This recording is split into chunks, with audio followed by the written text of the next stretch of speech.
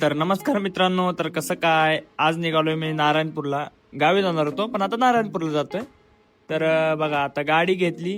पण बघा आज किती दिवसातनं गाडीच्या टॉकीमध्ये पेट्रोल आहे. सकाळी टाकलंय, फुल फुल व्हायला थोडं राहिले पण टाकलंय एकदम फुल मध्ये. निघालो आपल्या नारायणपूरला निघण्यासाठी. आणि पुढे बघा हर्ष आणि सचिन दादा चाललेत, कारण की आम्ही असे 4 जण निघालेलो.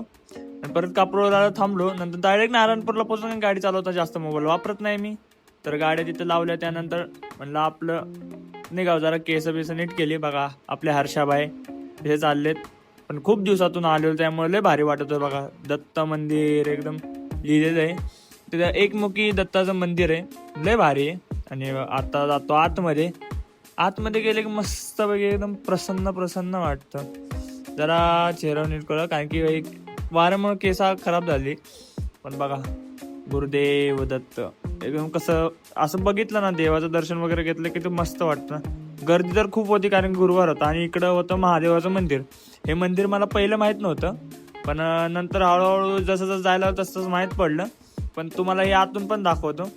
गर्दी तर आहे, कारण की भाई पब्लिक तर एवढी येते, कारण की देव मंदिर लय भारी आहे. लय म्हणजे लय भारी मंदिर आहे. आतमध्ये काही व्हिडिओ काढणं अलाउड नाहीये. नंतर परत आलो दत्तांच्या मंदिरामध्ये. गर्दी बघा, गर्दी बघा, एवढी गर्दी आहे ना, काय बोलायचंच नाही भाई. गुरुवारची लय गर्दी असते. संध्याकाळचा कार्यक्रम मोठा असतो, त्यानंतर जरा थोडं बसून घेतलं, जरा आवारात बसलो, कारण मस्त वाटत होतं तिथं एकदम शांत शांत. त्यानंतर आलो डायरेक्ट घरी, कारण की कपडे लॉन्ड्रीला दिले ते पण घ्यायचे होते ना, म्हणून आलो रिटर्न आता.